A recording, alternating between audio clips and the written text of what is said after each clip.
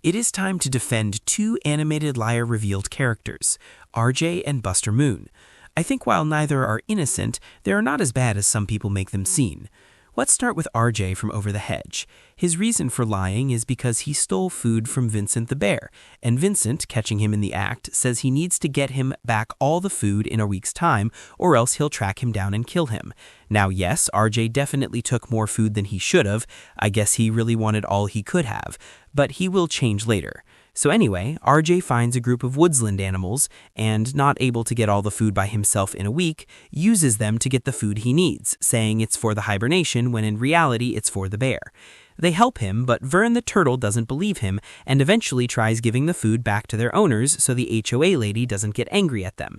However, the others, who had already done things like build RJ a TV, which by the way made him feel guilty, I gave you my heart and you ripped it into a million pieces. They now are angry at Vern. Later that night, Vern apologizes, and they find a way to get all the food back in one night. However, while RJ reveals the truth in trying to get the last food item, the other animals are captured, including Vern, who was right all along. They are taken by the Verninator to who knows where. Then RJ gives the food back to Vincent, who commends him on being so greedy. This sparks something in RJ, who feels like he was being really bad, who suddenly throws the wagon of food off the cliff, making it smash into the van, knocking out the Verminator cold. Vern now knows RJ changed, but the others don't trust him. However, eventually, RJ is able to get the HOA lady, the Verminator, and Vincent all defeated and arrested or relocated, and he is asked by Vern if he wants to join the family, in which he happily agrees. And now they have a bunch of hammies nuts for winter. So that's the case for RJ. I hope you can get how RJ really changed during this. Sure, he nearly threatened the lives of the other animals, but in the end, he actually did save them, and they accepted him. I think by the end, he's pretty reformed. And then there's Buster Moon from the Sing series. Unlike RJ, he doesn't totally change. What I am trying to show here is he's not as bad as some say him to be. So for 30 years, his father worked his tail off doing a car wash to get money for the Moon Theater. Was Buster Gang anything this whole time? Well, for the first few years, he must have been going to school, but in the later years, he definitely couldn't have been being lazy. No, he probably was learning up on how to be the proper showman, and maybe he also had his own side job. Don't blame him for that.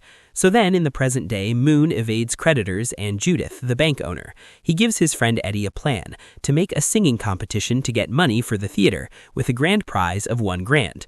Moon thinks this will make the theater famous again and someone will fund him for it. However, his assistant, Miss Crawley, accidentally prints out $100,000 instead of $1, making a lot more people show up for the event. After finding out the true nature of the prize money by the end of the auditions, he decides to lie and tells everyone to go home to get a good night's sleep, even after Eddie tries convincing him they can lay around playing video games if he leaves the theater.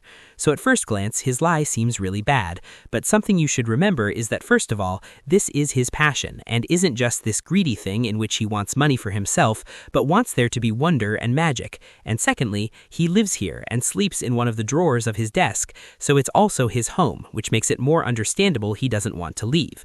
So anyway, during this time period, he keeps on lying about it, making one of the contestants, Mike, take out a loan of $100,000, buying a nice car. I think he may need to return it if he isn't already in jail.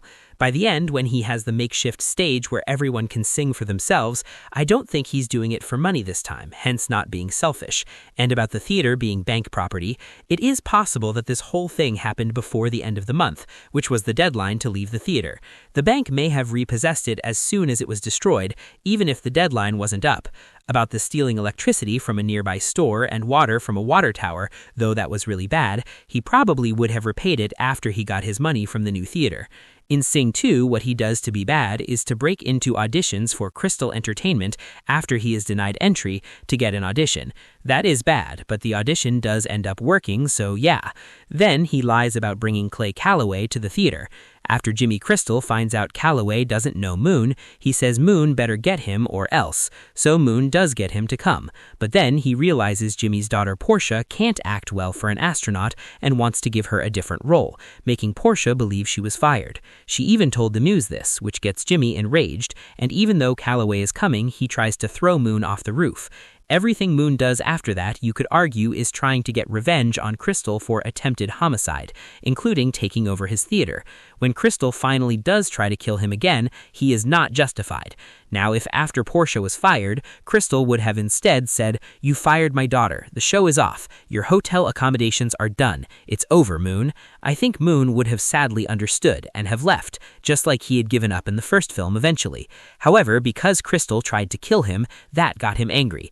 Now I get that Moon really didn't need to go to Red Shore City at all because he already had his theater, but you could argue he's not doing it for himself, but for his whole crew, wanting their voices to be heard. Anyways, that's me defending RJ and Moon, and I'll see you in some other video. Well, give me the secret weapon! Take whatever you want! You're crazy! Good job! Stop! I know how to find the secret weapon!